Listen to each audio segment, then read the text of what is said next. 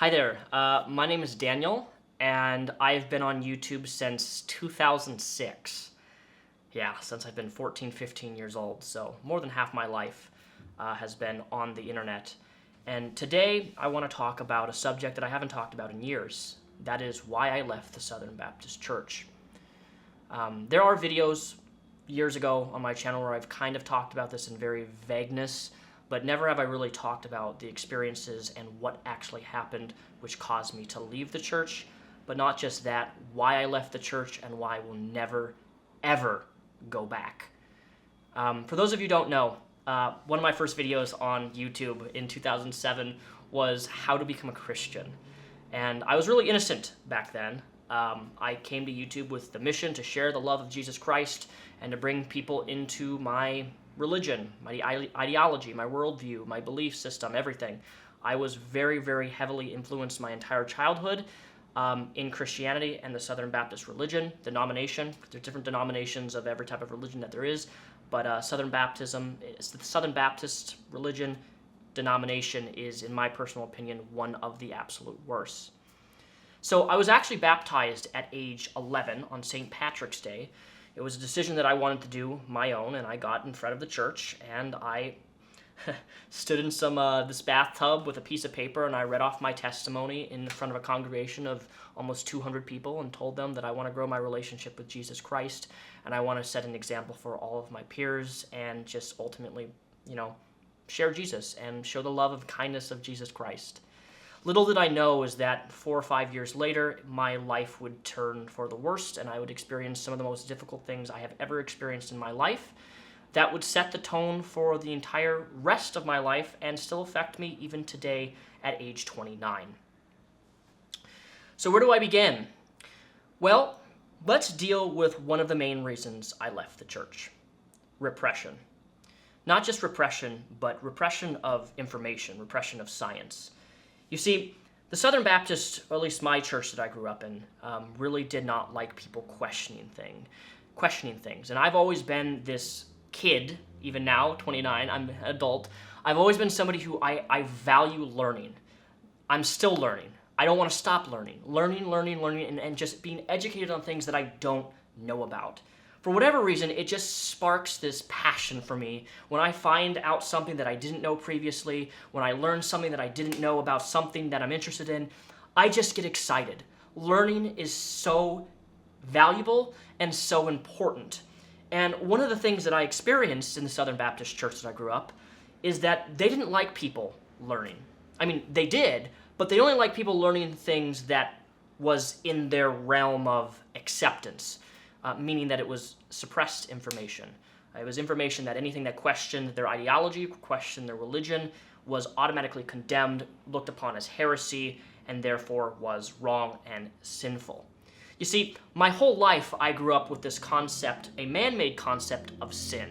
Sin is a man-made concept in religion to attempt to control men and women, to make them feel guilt and shame where otherwise guilt and shame shouldn't reside.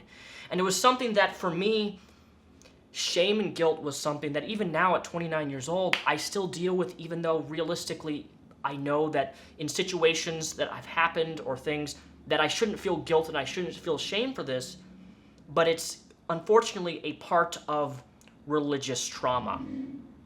That when you spend more than half your life being told that this is wrong and you should feel bad for this, you take those guilts and those shameful things and you apply them to different aspects of your life that wouldn't otherwise be applicable.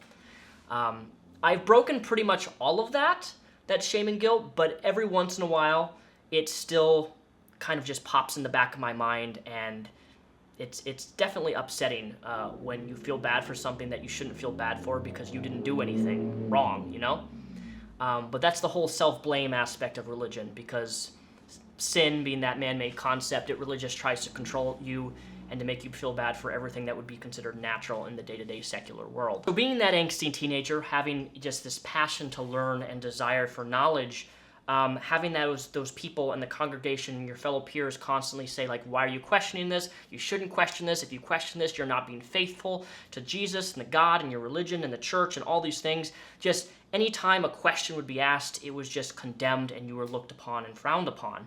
It was something that as a teenager really affected me mentally.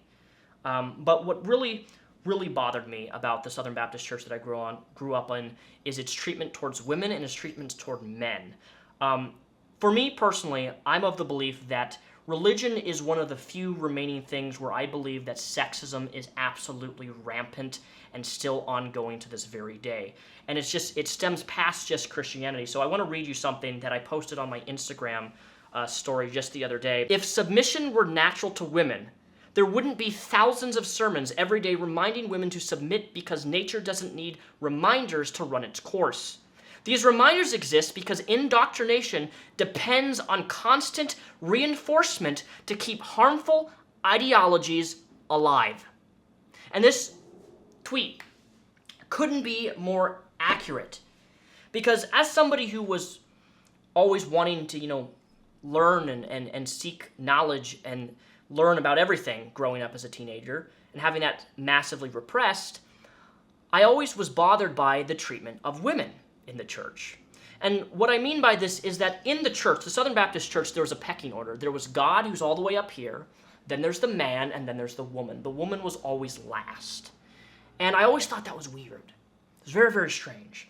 And even in growing up, this was sorry, Mom and Dad, I know you're going to be watching this, but even how I grew up, I watched this pecking order take control of everything. There was people that I would watch in my own family and even in the church in which women in the church were constantly battered housewives, like this, constantly afraid or constantly having to question or ask for everything. Everything. They have to stay home. They have to cook. They got to clean. They're a housewife. There was this family that I used to go over to their house and play, right? And the mother was this very, very sweet lady. And she always had a smile on her face, like constantly had a smile on her face. And I was actually at their house playing with their kids. I was like 14 and 15 at the time. And I remember overhearing a conversation between the husband and the wife. And the husband was basically, I'm paraphrasing this because this was years ago, but he said something to the liking of, "You need to ask my permission in order to call her." And I remember being like 14, 15, I'm like, what? Why does she have to ask permission to make a goddamn phone call? And mind you, I found out later is that this woman was fully 100 submitting to her husband, because that's the thing in the Southern Baptist religion, and not just Christianity, Mormonism too, is women have to do what the man says all the time. And if they question things, if they don't do what the man says, if they don't seek approval for his validation or acceptance on going grocery shopping, you can't go grocery shopping unless I say you can go grocery shopping. This constant rule under thumb. And the worst part of all is that they would use the Bible as a means to reinforce this harmful ideology that women have to submit under their husbands. And I'm here today to just say that this is absolutely horseshit. It's absolutely disgusting that I witnessed so much abuse in the church that I grew up in with how it treated wives and young girls. Women in my church weren't allowed to wear a normal skirt. In fact, if your ankle showed any amount of skin, there was these other women in the church that would come up to the girls, teenage girls, and tell them that you're going to burn in hell and you're causing your fellow men to stumble. Now, what that means, if you're causing your fellow man to stumble, that means I'm sinning. You see, because sex in the Southern Baptist religion was a very condemned, taboo subject, right? And this is another problem with the church, is I remember being taught that I, as a teenage boy, 14, 15, 16, I am supposed to tell women what they're supposed to wear. That if a woman walks into my church and they're wearing or they're showing too much skin on their ankle, that's causing me to stumble because I have a desire for them. You see, the Southern Baptist religion taught that we men can't control ourselves, that we have impulse problems, and that women have to cater to us in every aspect of what they wear, what they do, and how they act. And growing up, I would always question this. I'm like, this doesn't seem right. Because in the normal world, I would see couples and people kiss and hold hands and go to the movie theater, and just everything I would witness from the outside world was so dramatically different than the culture that I lived in the church. And it never made sense to me why, and it never made sense to me that I had to basically tell people how they are supposed to dress and cater to me. It's like, why can't I just have self-control? Like, I don't understand why self-control really is not talked about in religion. It is talked about a lot in religion, but in the context of it, is like, a woman shouldn't have to wear certain clothes because of fear of some guy is going to, like, creep on her. That's the facts, okay? Like, you can wear whatever the fuck you want to wear. I can wear whatever the fuck I want to wear. What you wear shouldn't dictate based upon how people respond. If people respond to you in horrible ways because of their harmful ideologies that they're being taught, that's on them, not you, you know? And part of me thinks, I think back, and a lot of the women that grew up in that church, they're no longer part of that church. They've converted out of religion completely. Because of how they were treated. It was just horrendous.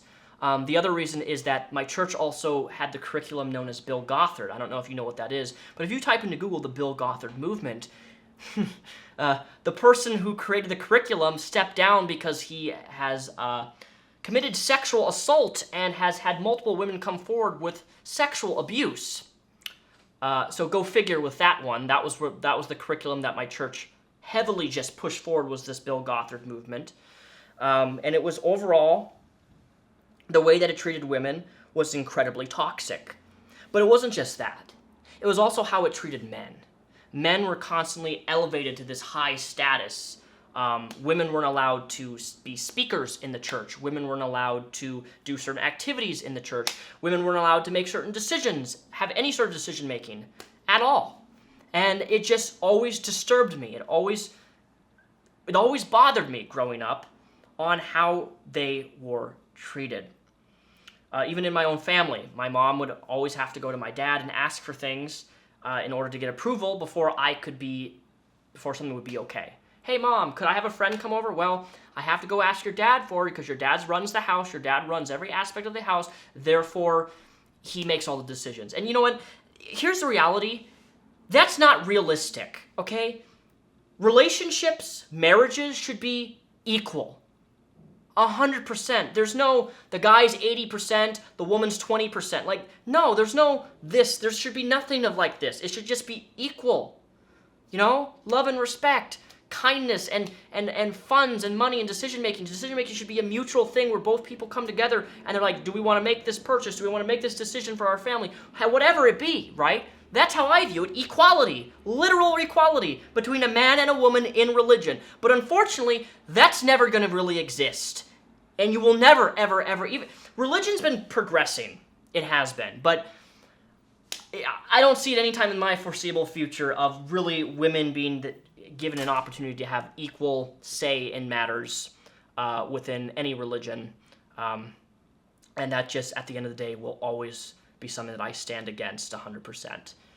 Is the equality between a man and a woman, and how religion reinforces that doesn't exist. Shouldn't exist. The Bill Gothard movement was the curriculum. Women were treated horribly in the church. Even men were also treated horribly. Men were not allowed to wear certain things. I actually wore nail polish one time to the church, and I had several women come up to me and tell me that I was going to hell and that I am glorifying Satan because I had black fingernail polish, and that at one point I went to church just to be a rebellious little twat. I went to church with I put fake snake bites on my lips, and I went to church because I was rebelling. When I was 15, 16, I was rebelling against the church. Even though I was still a Christian, I still believed in the things. I was rebelling against all these people putting fingers in my face, telling me that I'm not good enough, and that I'm going to hell, and that I should feel bad, and I should feel shame, and I should just feel overall everything bad about my life. So it wasn't until age 16, where I had a very traumatic experience in that church. And that church involved sexual abuse. This is something that I don't really talk about often, but it was how the church dealt with my sexual abuse which really set me off the deep end. I went into a downward spiral, a full-on spiral of just absolute self-mutilation, self-harm. I was a huge self-harmer back in the day in my teen years because I was trying to, and I know this sounds cheesy and cliche, but I was trying to control aspects of my life that were unraveling that I couldn't control. I would go to church with long sleeves because I used a wood burner to burn into my flesh horrendous words, such as shame, stupid, ugly, dumb, whore, slut, all these crazy words, right? Burned into my body because I was dealing with so much shit of that sexual abuse. And the response made me spiral. I was spiraling. Absolute spiraling. Because I went to the church, people in the church, and I asked them, what do you do when you have somebody in the church who's like sexually abusing somebody? How do you handle that? But not just how do you handle it, how do you cope with it? Now, I didn't say that there was sexual abuse in the church to the elder, but I was just like, if somebody's been sexually abused, what do you do and how do you handle that with your faith and stuff? Because it's really, really it hurts. And I was told that God will use that sexual abuse to make me grow closer to Him. And it was at that moment where I remember being told that, and when I got in my car, I just wept for like an hour straight. I just sobbed because I couldn't wrap my mind around how somebody could say that being sexually abused is going to make your relationship with Jesus closer. Because you have to understand what was going through a teenager's mind, right? I'm having all these questions. I'm like, okay, I'm a really good Christian. I'm a goody two-shoes. I try to follow all the rule books, and I try to do everything perfectly, and yet I was sexually abused, and the abuser is telling me that if I go towards anybody and tell anybody, they're gonna tell people in the church that that I sexually abused them, that's a common abuse tactic, by the way, is somebody abuses you and then they threaten to tell other people that, no, you actually abused me, or that you're the one coming on to me, as a way to put fear into the person being abused. And it worked on me very, very, very well. Because nobody knew about anything that was going on. And I was just repressing it, and I was just self-harming worse and worse in my mental state. I overdosed on drugs. I tried to kill myself twice. It was really difficult. It was horrible. I will never be able to wrap my mind behind telling somebody that God will make your sexual abuse, make him closer to you. It's just like, it's one of the most warped up things to say to anybody that, I don't know. I'm sorry. It's just upsetting. It's upsetting when I think about that, because it just angers me. It angers me so much that sexual abuse isn't taken seriously in religion. It really isn't. And look, sexual abuse exists everywhere, every place, every corner. It's not just exclusive to religion, but I feel like religion is definitely one of the places where it hides the most. It absolutely does, and no one will ever convince me otherwise, that it doesn't hide in the depths of people who just are able to push it under the rug because of the pecking order, of how things are set up in the church and how men are in full control of everything, and therefore they'll protect each other when it comes to sexual abuse. They absolutely will. And it's revolting, right? So I had my breakdown from that moment, and I was like, I can't deal with this anymore. And I told my parents that I'm done. I'm leaving religion. I don't want any part of this, and I left the church. Now, for a couple years, I lived at my family's house until age 18, and then right when I turned 19, I was kicked out. I was kicked out of my parents' house for... I was kicked out of my parents' house because of our ideologies conflicted, and I was no longer welcomed. And that was the moment where things just, for me, I had $5,000 to my name. I was lost. I was confused. And at the same time, when I got kicked out of my family's house, I had $5,000 to my name. I got into a low-income apartment. A bunch of my ex-friends that were part of the church that I grew up with in their childhood, I used to be part of a website forum, a Christian hermeneutics forum. I don't know if you know what hermeneutics is. It's basically just biblical defense. It's like it's apologetics, how to defend your faith and how to defend it from other people attacking it and blah, blah, blah, blah. I was really into hermeneutics. I was part of this web forum for a few years in my teen years, and a bunch of my friends ex-friends found out that I had been kicked out, and they started posting on this forum, this thread. This has been back when forums were really common, where people could have conversations on threads and stuff like that. And they were laughing and ridiculing me for being kicked out by my parents. And they're like, well, you know what? I guess Daniel deserved that. He had it coming for him. You know, all he kept doing is questioning his faith. No wonder he got kicked out. And it was one of the biggest betrayals that I've ever experienced, having people who you thought, even when you left the church, were your friends, turn out to be nothing more than backstabbers, essentially. People who mocked you for being different, for not wanting to believe what they believed. And it was hard. It affected me drastically. And then I started YouTube full-time at 20 years of age with $5,000 to my name, and I've been working on my business ever since and growing it. Let's establish a few things. Repression of information. Can't question things. 2, the treatment of women and men. And you know what? I didn't actually expand on this. Men were taught not to show any sort of emotion. That was a huge thing that I grew up with, and I've pretty much abolished that now. I'm very, very emotional. I'm extremely emotional now. It feels very good when I cry and express things. But the way that it constantly reinforces that men have to be tough, men aren't supposed to show any emotion, men aren't supposed to have a sensitive side, it's just ultimately very, very toxic. It was toxic with the way that it dealt with women, it was toxic in the way that it dealt with men, and it was toxic in the way that it dealt with relationships, marriages, sex, everything. Absolutely everything. The foundation of the Southern Baptist Church was that of hypocrisy, of judgment, constantly, you know? And nobody deserves to live in an environment or experience an environment where they're in a cult and that just wanting to do normal things, to experience normal lives, to date like a normal person, you're not allowed to do that unless you follow a strict guideline. So that's where I come from. I come from a very, very religious background of a lot of religious trauma that even now at 29, I turn 30 in a few months in December, that even now I still struggle with.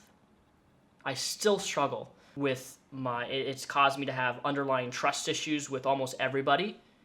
It's caused me to always value quality over quantity with friendships. I don't want to have a lot of friends. I'd rather have maybe 6 good, close people that I love and care for than lots and lots and lots of friends, because just of what I've experienced and what I've went through. And the third reason I left was how it dealt with me in regards to my sexual abuse.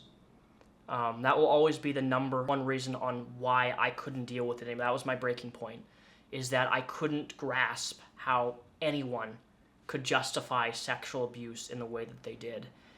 And for me personally, I think that every church should be that of progressivism, constantly progressing, allowing the LGBTQ, allowing gays, allowing bisexuals. The church should be a place of acceptance, love, kindness, no matter who you are or your background. That's how I view the church. That's how I've always viewed the church, even growing up as a teen. But unfortunately, not a lot of churches adhere to that. It is the easiest place for men to hide and look all good on the goody two-shoes on the outside, but in the inside, they're hiding some of the deepest and darkest secrets that they don't want people to know about. And it typically is towards their wives and even their children. The same church that I grew up in also, there was this family. It's upsetting when I think about this because I interacted with the kids a few times.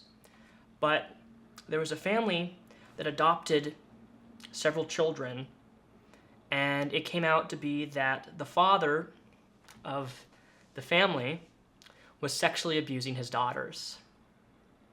And he was arrested, by the way. And then several years later, he came back to the church. And it makes me go fucking crazy. Because he was accepted back in the church despite the fact that he was a fucking pedophile. Like, what the fuck, dude? How does that happen? And then he disappeared again.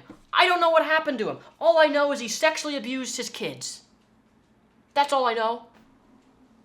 In fact, there's several other instances of sexual abuse in that church that happened. It's so upsetting when I think about it. But look, I want to stress something. If you are currently stuck in a cult, if you are embedded into a religion that you can't get out of, you can. You need to be able to be free and be able to express yourself and live a life that you want to live, and not have somebody stick a finger in your face and use a book to constantly tell you how you should be, how you should act, how you should dress, that if you don't do these things, you're gonna die, you're gonna burn, you're gonna go to hell, and one day you're gonna pay for all the horrible things that you did, which in reality isn't that horrible at all. They're very, very natural things. You deserve to be free. I don't know who's watching this video. I don't know what you've been through, but you can and you will get out of it. There's organizations that actually are designed to help people. I have several resources linked down below in the description that can help you attempt to get out of a religious cult safely. I want to do a fundraiser. I want to raise $5,000. It's kind of a small fundraiser, but I want to raise $5,000. There should be either here or here. If just one person donates $1, we'll instantly reach the goal of 5,000. It is a reputable organization. I do not get any of this money. I'm not touching the money. When you donate to this fundraiser, it goes instantly to that organization, and you can see the bar right up here or here. Because raising awareness for sexual abuse and sexual assault is crucial, and it will always be something that I always will stand for, especially in the context of religion, because that is where I believe some of the most horrific, terrible people hide in, because it protects them. It really protects them. Just look at the goddamn Catholic Church. Look at the scandals and the amount of sexual abuse that has happened towards women and men and young boys. Some of the most untouchable people reside in the Catholic Church. So yeah, let's hit the fundraiser goal. I donated $100 to start off. I hope this video serves you well, and I will catch you guys sometime next month for another video. Thank you for watching, and have a great rest of your week. Stay safe and always think for yourself.